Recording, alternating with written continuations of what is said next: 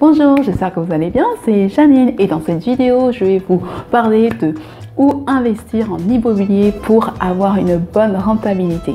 Alors, comme toujours, restez jusqu'à la fin de la vidéo parce que j'ai une surprise pour vous. Donc, c'est parti. Donc, mon premier conseil, c'est de tenir compte du prix d'achat. Alors, ce que je recommande, c'est d'investir proche des grandes villes et non au cœur. Donc je recommande d'investir dans une ville dont le prix au mètre carré de l'immobilier se situe entre 1500 et 2500. Après, oui, il faut chercher parce que ces biens ne sont pas les plus courants, mais ils existent, il faut chercher. Et justement, je vais vous montrer les villes qui pourraient où vous pourrez trouver ce type de bien. Donc on se retrouve sur mon écran. À tout de suite. Alors là on se trouve sur le site Meilleur Agent qui permet de connaître le prix du mètre carré dans les grandes villes de France. Donc on peut voir qu'à Paris le prix au mètre carré moyen pour un appartement est de 9017 €. Et pour une maison de 9665 €. Donc c'est vraiment un prix très élevé et on ne peut pas faire d'investissement rentable dans cette ville même. Donc à Marseille, il est de 2419 € pour l'appartement et de 3180 € pour la maison. À Lyon, 3898 et 4147 € pour la maison. Alors, je vous laisse donc aller voir par vous-même sur le site Meilleur Agent. Vous pourrez voir les différentes villes, le prix au mètre carré dans les différentes villes. Donc on a toujours l'impression, en regardant ces différentes villes, qu'il n'est pas possible de trouver des biens intéressants en Île-de-France, mais c'est tout à fait possible et on va les voir en regardant le prix au mètre carré par département en France dans les départements d'Île-de-France. On peut voir par exemple comme Seine-et-Marne le prix au mètre carré moyen d'un appartement est de 2925 € et pour une maison de 2241 €. Donc en Essonne, il est de 2902 € pour l'appartement et pour la maison de 2756 €. En Haute-Seine, c'est à peu près comme Paris, c'est pas très accessible. En Seine-Saint-Denis, donc il est de 3591 et pour l'appartement de 2983 pour la maison. Donc dans le Val d'Oise, il est de 3101 et voilà, les départements qui sont les plus intéressants dans lesquels il faudrait plutôt investir sont en Seine-et-Marne, en Essonne, en Seine-Saint-Denis et dans le Val d'Oise. Alors mais attention, donc il faut vraiment tenir compte toujours de la proximité d'une grande ville. Donc il faut investir proche de Paris. Voilà, donc je vous dis à tout de suite.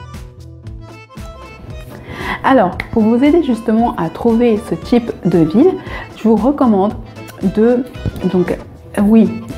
déjà chercher les biens qui sont à rénover, les biens qui sont en vente urgente et de consulter régulièrement les sites d'annonces immobilières, même plusieurs fois par jour. Et ce que je vous recommande également, c'est de contacter directement les agences immobilières et de leur expliquer que vous êtes à la recherche d'une bonne affaire et de leur demander tout simplement s'ils peuvent vous contacter dès qu'ils ont connaissance d'une bonne affaire, même avant d'avoir publié l'annonce. Voilà, donc faites-le pour plusieurs agences immobilières et vous augmenterez vos chances de trouver une bonne affaire. Également, faites attention à ce que la ville dans laquelle vous allez investir soit située à 45 minutes de la grande ville, donc soit Paris, Toulouse, Lyon, etc. Voilà. C'est situé à 45 minutes en transport en commun ou en voiture. Donc à la fois en transport en commun ou en voiture. Donc c'est très important parce que votre locataire ne va pas s'embêter avec les transports. Donc s'il doit choisir entre une ville où il sera le plus proche de son lieu de travail et une ville où il sera un peu plus loin, il va choisir la ville où il sera le plus proche de son travail, bien évidemment, à part s'il n'a pas énormément de son budget est limité. Voilà, donc si vous voulez augmenter votre rentabilité et donc diminuer les vacances locatives, je vous recommande d'investir, de prendre soin d'investir dans des villes qui se situent à 45 minutes des grandes villes. Deuxième conseil, alors prenez en compte votre cible, où se trouve votre cible. Alors, tout dépend de la personne que vous ciblez. Est-ce que vous ciblez les étudiants? Est-ce que vous ciblez les jeunes actifs? Est-ce que vous ciblez les touristes? En fonction de qui vous ciblez, vous devez choisir la ville où vous allez investir. Enfin, vous allez choisir la localisation de la ville où vous voulez investir. Donc, si vous visez les étudiants, recherchez où se trouvent les universités. Donc, en Île-de-France, la plupart des universités se trouvent à Paris, mais il existe des universités qui se trouvent dans d'autres départements d'Île-de-France. Donc moi je vous recommande de faire vos propres recherches et de chercher où se trouvent les universités. Si vous visez des jeunes actifs, cherchez où se trouvent les bassins d'emploi. Donc vous pouvez taper sur Google bassin d'emploi ou zone d'emploi et vous allez trouver où se concentre l'emploi, dans quelle ville en fait concentre le plus d'emplois. Donc moi je vais vous donner des exemples. Par exemple le quartier de la Défense, le Paris, le Saclay, Roissy, Toulouse. Donc quand je parle de ville, je parle de quartier également. Créteil et vous avez aussi Lyon. Donc il y en a d'autres. Je vous encourage à faire vos recherches et à trouver les villes où se concentre l'emploi.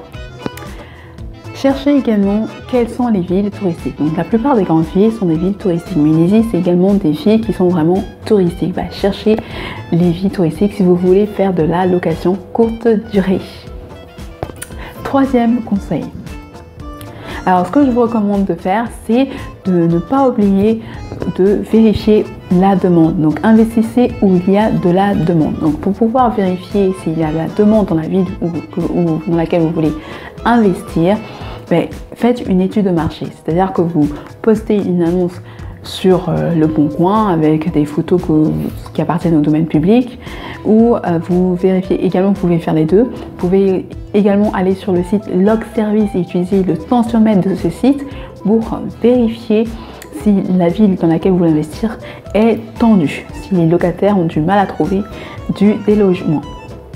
Et enfin, vous pouvez comparer le nombre d'offres sur les sites d'annonces immobilières de la ville. Vous pouvez par exemple prendre une ville que vous connaissez être tendue, où les gens ont du mal à trouver, et comparer en fait le nombre d'offres de la ville dans laquelle vous allez investir à cette ville. Donc, par exemple, plutôt c'est une ville qui est réputée pour être connue, pour être tendue.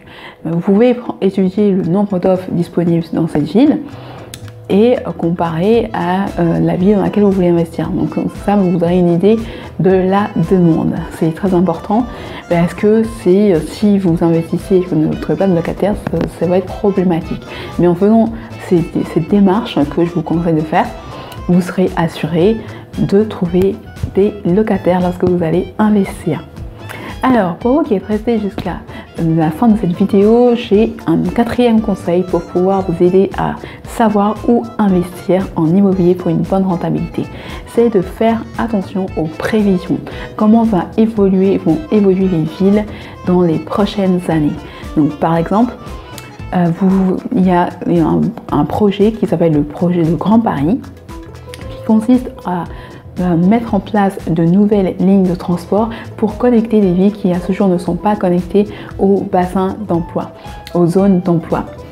Et donc ces villes, en fait ce projet va permettre que les villes qui se situent par exemple dans le Val-de-Marne ou dans la Seine-Saint-Denis vont se retrouver de façon très importante connectées au bassin d'emploi, donc à Paris, etc. Donc c'est important d'investir dans ces villes. Et donc voilà, donc par exemple il y a la ville de Noisy-le-Grand, Villejuif, il y a aussi également la ville de Bagneux, qui sera donc connecté au bassin d'emploi. Donc je vais vous laisser un lien dans la description de la vidéo vers une vidéo dans laquelle justement ils en parlent. Donc ça va vous aider à vraiment comprendre ce projet et à savoir comment investir et où investir. Donc c'est fini pour cette vidéo. Si vous avez aimé cette vidéo, n'hésitez pas à la liker, à la partager si vous connaissez des gens qui seraient intéressés par cette vidéo, et à également, si vous voulez avoir plus d'informations en immobilier et ou en développement personnel, à vous abonner parce que je publie régulièrement ces sujets. Je vous souhaite une très belle journée. Je vous dis à très bientôt.